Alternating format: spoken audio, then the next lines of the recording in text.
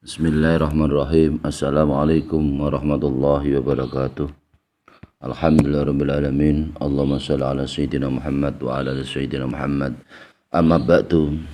Alhamdulillah bisa bertemu kembali dengan sunnah Rasulullah Sallallahu Alaihi Wasallam, mengaji kitab Ihya Ulumuddin karangan Hujjatul Islam Imam Ghazali, juz 1, Shahifah 212 atau halaman 212 dengan bab yaitu Fadilatu Itmamil Arkani, artinya keutamaan menyempurnakan rukun-rukun sholat, dengan tema atau judul keutamaan menyempurnakan rukun sholat, dengan penjelasan sebagai berikut ini. Bismillahirrahmanirrahim. Wa fi sahihaini min hadis Abi Hurairah ama yakhsha alladhi yarfa'u ra'sahu qabla al-imami ayaj'alallahu wajha himarin. Di dalam kitab Sahihaini, yaitu Imam Bukhari dan Imam Muslim, yang sumbernya dari hadis Abi Hurairah, sahabat Abu Hurairah radhiyallahu anhu, ada lafal, apakah seseorang yang sholat apakah tidak takut ketika ia mengangkat yaitu kepalanya ketika ia sholat, mengangkat kepalanya ketika ia sholat sebelum imam, Allah Subhanahu wa ta'ala menjadikan wajahnya sebagai wajah seperti khimar. Ini sangat peringatan yang sangat keras, sangat tegas dari Rasulullah Sallallahu Alaihi Wasallam.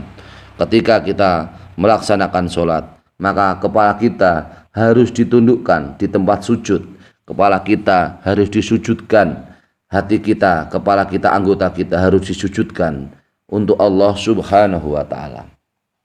Wa qala Rasulullah sallallahu alaihi wasallam, man shalla sholatan liwaqtiha wa asbagha wudu'aha wa atamma ruku'aha wa sujuda wa khusyu'aha arajat wa hiya bedoa musfiratan taqulu khafadakallahu kama khafattani.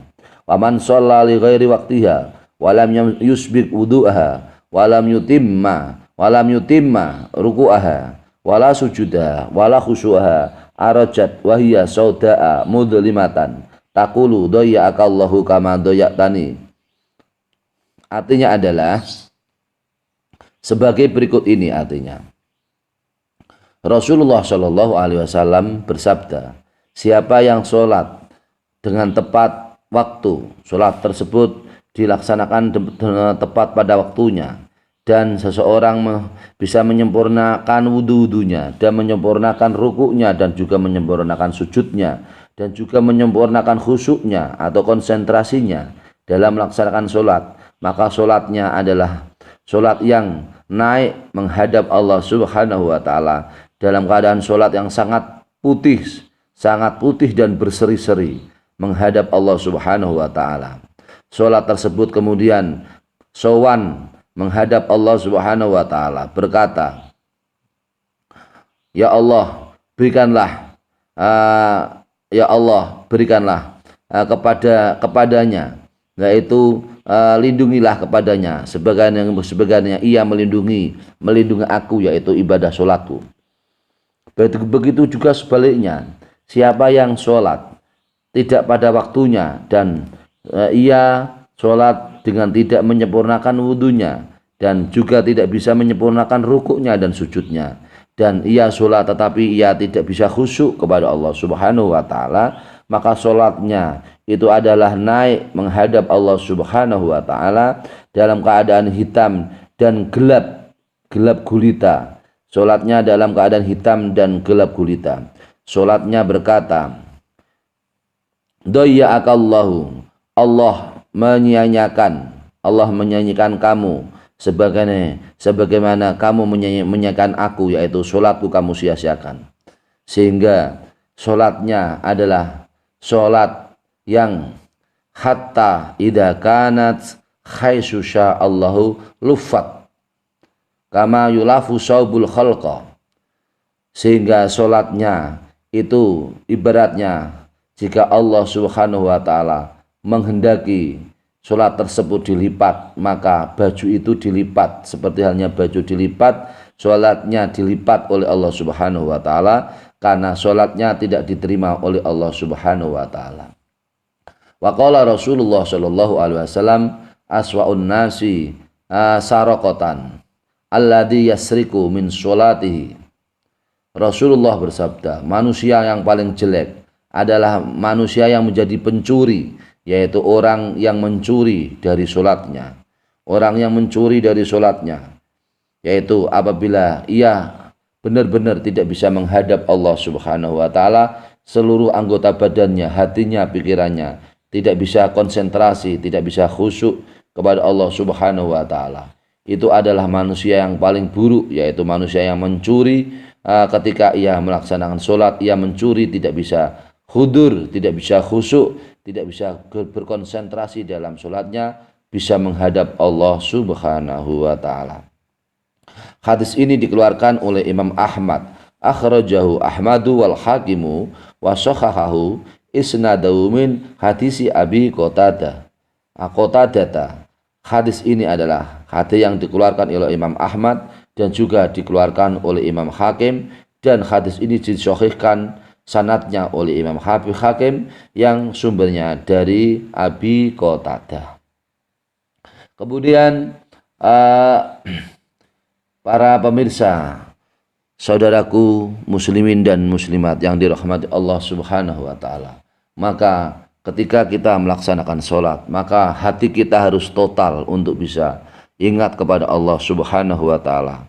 Pikiran kita harus bisa total untuk bisa ingat zikir kepada Allah Subhanahu wa taala, dan badan kita harus menunjukkan badan yang bisa, yaitu tawadhu, yang bisa merendahkan diri di hadapan Allah Subhanahu wa taala. Wa qala Ibnu Mas'udin radhiyallahu anhu wa Salmanu radhiyallahu anhu, as-sholatu mikyalun faman aufa istaufa wa man taffafa faqad alima ma qala Allah fil mutaffifin. Imam Ibnu Mas'ud berkata dan Salman berkata, sholat adalah seperti takaran. Siapa yang bisa memenuhi takaran yang benar, maka ia sama halnya ia telah memenuhi takaran di hadapan Allah Subhanahu wa taala.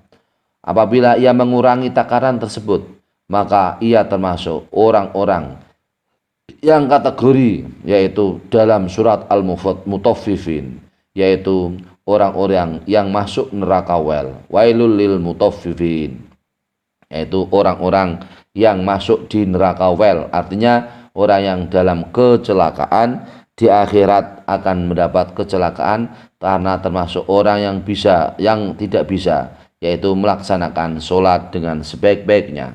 Maka sholat ibadat adalah takaran, maka sholat ibadat adalah timbangan. Maka takarlah sholat kita dengan sholat yang benar sesuai dengan ajaran Rasulullah SAW.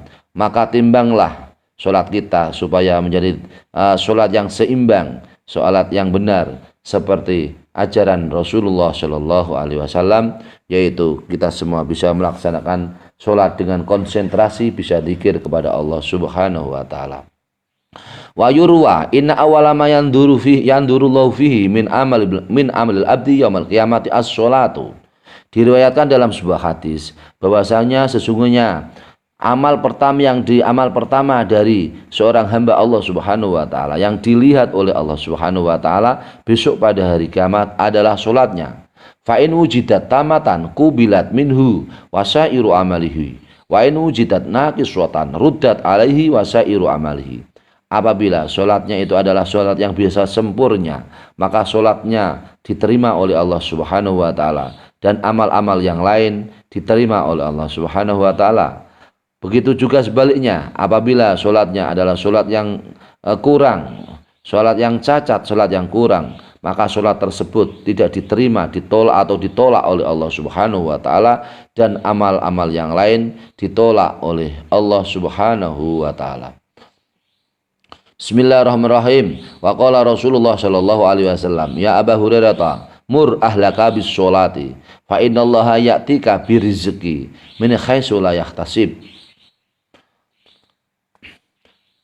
Artinya adalah, hai Abu Hurairah, Rasulullah sallallahu alaihi wasallam telah bersabda kepada Abu Hurairah, hai Abu Hurairah, perintahlah alimu, yaitu keluargamu, bisa melaksanakan sholat. Sesungguhnya Allah Subhanahu wa Ta'ala dengan sholat itu akan mendatangkan rizki.